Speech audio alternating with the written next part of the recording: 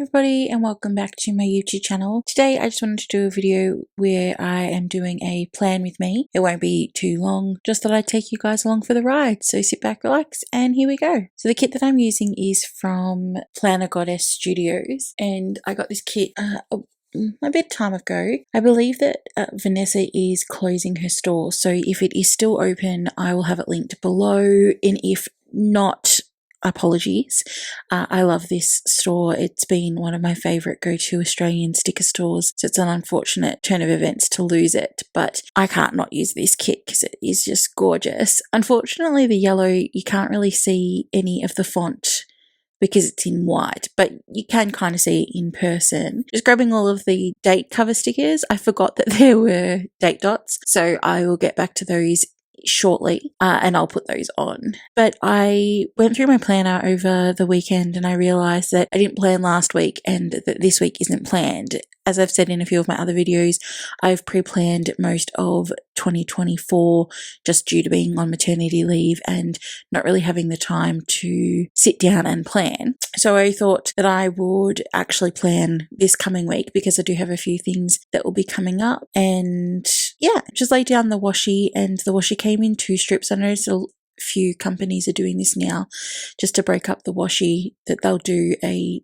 kind of like a top and bottom. I don't mind either. I'm used to having like the one piece that's really thick, but having 2 sometimes just breaks it up a little bit more. So I'm partial to either really. I really do like having bottom washi. I remember back in the day when everybody went nuts about putting actual washi on the bottom. I owned so many washi tapes that I do not use now because all of the sticker stores came out with the actual matching washi for all of the sticker kits. So good memories, good memories. I just wanted to take time also to thank everybody for watching my concern video, I guess I would call it, in regards to the planning community. I know a lot of you had a lot of opinions in the Planner Addicts Australia Facebook group, so thank you guys so much for commenting on that platform in regards to the video I put up. I know that a lot of you don't think that there is reason to be concerned, and a few of you guys also did agree with me that some because of the fact that we've had a lot of stores close, others because the environment as it stands at the moment has changed greatly. People have changed their planning styles, which doesn't surprise me. As we are all growing and life's changing, we're all doing different things, and I think that the time that I found planning is probably when at the peak of its trending, I guess you could say. And so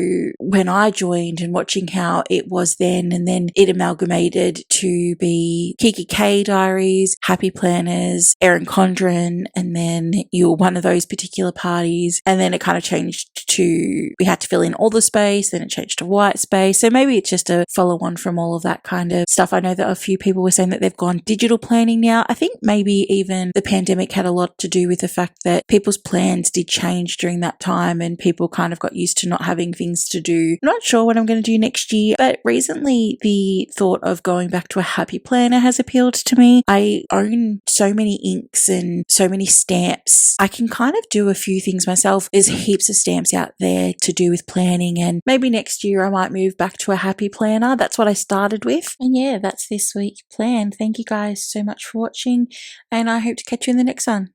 Okay, bye guys.